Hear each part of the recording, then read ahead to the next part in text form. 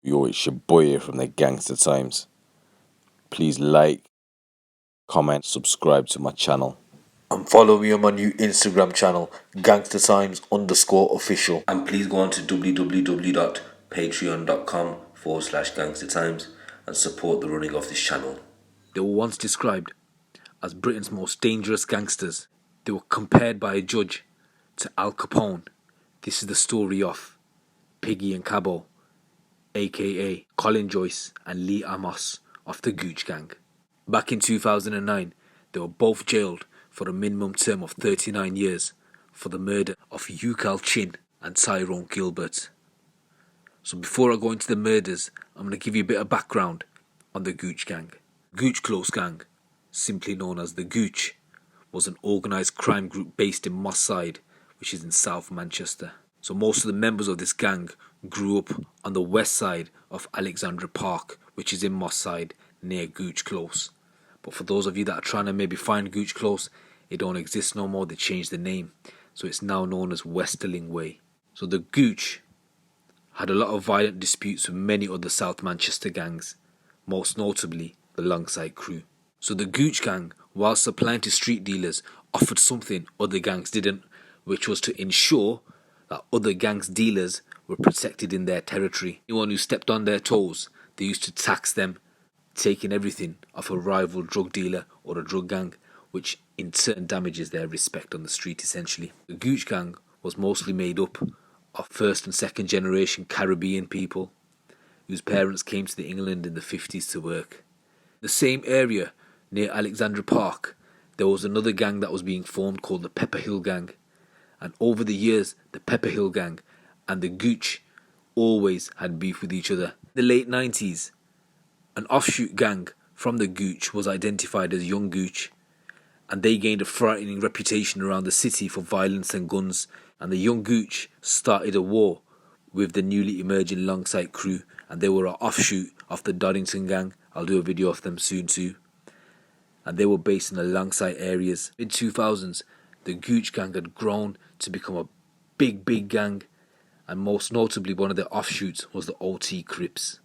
So before we go in depth into the Gooch Gang and why they got given long prison sentences, I'm going to give you a bit of history on Moss Side and the reason why they call Manchester Gunchester.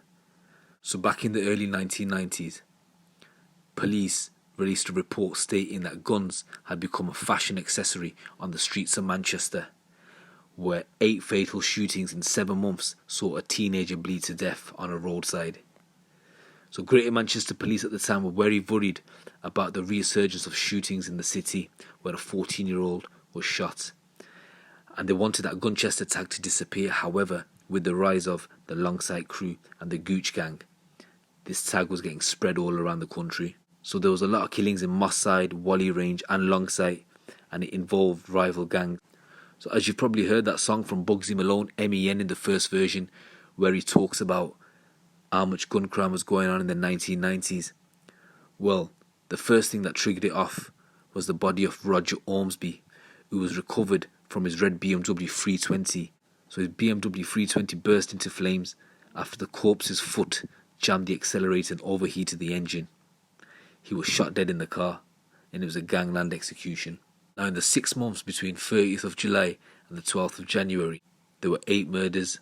So Patrick Logan was shot dead on July the 30th by a hooded intruder at his home. July the 31st, Martin Bennett was shot in Moss Side. August the 3rd, Dorry McKee shot in Moss Side. 15th of August, Anthony Cook shot after he got chased through Moss Side. November the 1st, Judah Dewar killed in Longside. December the 27th, Simon Brown shot in Cheetah Mill.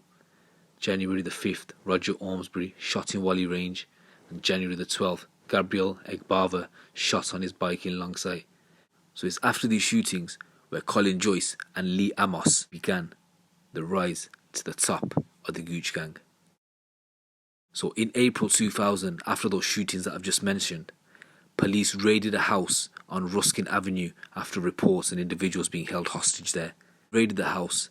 They found an arsenal which included a Scorpion 7.65mm machine pistol, a Smith & Wesson Magnum revolver and a Colt .45 caliber semi-automatic pistol. The gang members were there Some who had body armour also used police radio scanners and night vision binoculars.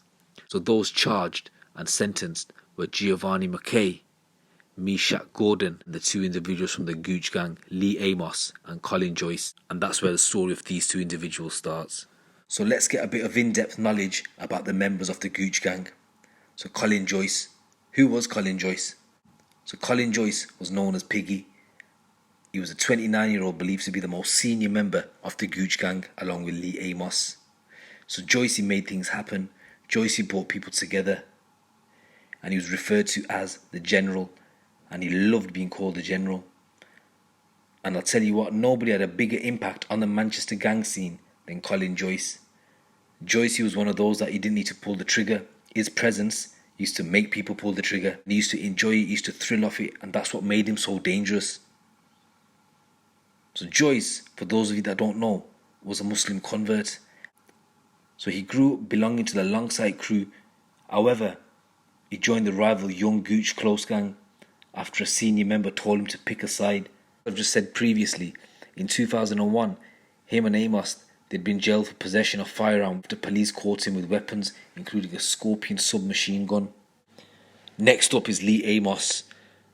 So he was known as Cabo, and he was once described as Manchester's public enemy number one. As stated, he was jailed in 2001 following an anonymous tip-off that Amos was holding a hostage at Ruskin Close Moss side, where his friend Joyce was. And when the police went in, they found sawn-off shotgun, semi-automatic machine gun.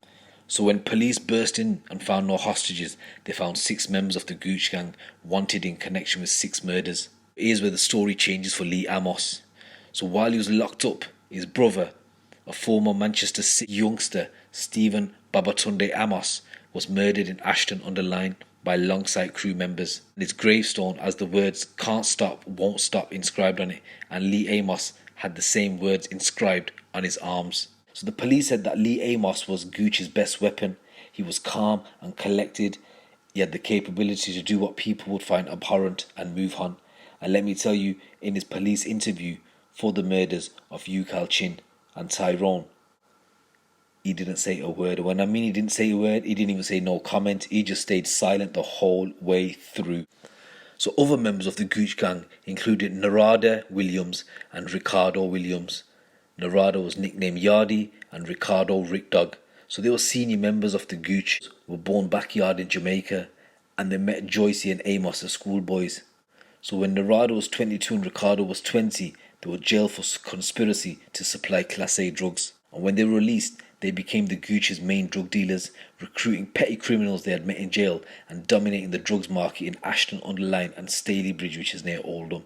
So another member of Gooch, Hassan Shah, also known as Chucky. So he grew up in the same area and he became the gang's driver. And in the gang hierarchy, he answered to the Williams brothers. And in that gang, he had a reputation of an enforcer, and he used to be the one that used to dish out brutal punishments. There was Aaron Alexander, and he was one of the youngest. So he was 23 at the time, and he was recruited by Narada to deal drugs in prison. His place in the Gooch gang meant he had control of dealers in the Tameside area, but the Williams brothers were ultimately his bosses. Ricky Moss, he was a petty criminal, largely unknown before the trial, so he dealt drugs for Narada Williams. Kyle Wint, he was a member of the Gooch offshoot, which I spoke about, the OT Crips, the Old Trafford Crips, and he took part in that shooting where a bullet came out of Narada Williams' sock. So during that shootout, Wint was shot in the leg and he was later spotted limping. He didn't even go to hospital. And he was traced to an address in Bowl Street where he was found collapsed, his body armour by his side. His brother Antonio Wint was also jailed for taking a 9mm machine gun to a Moss Side gym. So this is a bit of background of the main major players of the Gooch gang. So now, what did they get sent down for? So Yukal Chin was shot in June 2007 as tensions reignited between the Longside crew and the Gooch gang. So Yukal was affiliated to the Longside crew, however, his family have always denied that. But on the day he got shot, he did have a Longside crew member in the car with him on Anson Road in Longside. So he was the victim of a shooting where he was spotted by chance by Joyce and Amos while they were cruising in the area. So they were in an Audi S4 and they followed him whilst he was in a Renault Megane. The Audi S4 pulled up alongside and shot him point blank. But it didn't end there.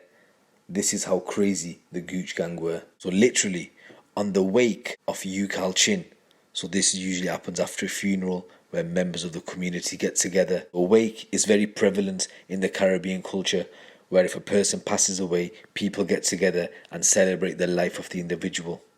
Well, this is what the Gooch gang did on that day.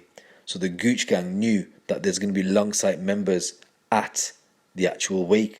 So at this wake was a gang member from the Longsight crew, Tyrone Gilbert, and he was gunned down in a drive-by shooting on Frobisher Close, which is in Longsight. So these are the two crimes that the Gooch gang were charged with.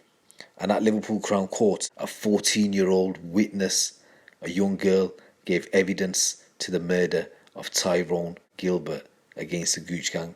Saw Tyrone keel over and he said, help me. Blood started to come out of his mouth, and I looked at him and Tyrone shouted he'd been shot. She then stated she saw a green Honda going by and then claimed she saw a silver car follow it. She described how glass flew everywhere as people leapt over nearby of a wall for cover. So the silver car was the S4. So how did they get tracked? So a witness at the time of Yukal Chin's murder remembered part of the number plate, and with this fragment gave this information to cops, and they traced the vehicle back to Luton, and he recalled the buyers had come from Manchester. And at the time of Yukal Chin's murder, the gun that was used was a Russian Baikal handgun, and this was the handgun that the Gooch gang loved to use. Literally any shooting that they'd be part of, there'd be bullets from this Russian Baikal handgun.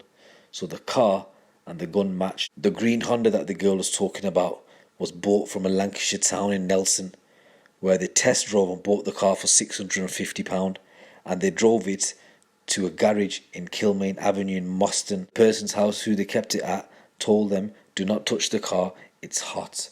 So this was the other car that was going to be used in the shooting, the wake of Yukal Chin. So all the members are previously mentioned from the Gooch gang trial in Liverpool, and they were sent down for a long time. And the judge on the day, Mr. Justice Langstaff, likened them to Al Capone. He stated, you were all involved in gang-related activity, which is all too reminiscent of the Al Capone and Chicago in the area of prohibition. Manchester is not the Wild West, but many of you treated its streets as if it were. So here's the maddest statistic. So gun crime in Manchester after all these individuals were put behind bars reduced by 92%. There wasn't a single gang-related murder in 14 months after these guys were put behind bars. So that is the severity of these guys and how ruthless they were.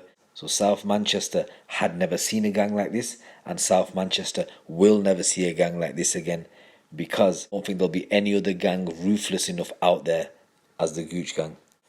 So Detective Constable Rod Carter of Greater Manchester Police stated, after they were put behind bars, stated that this is the end of the most prolifically violent faction of the Gooch gang.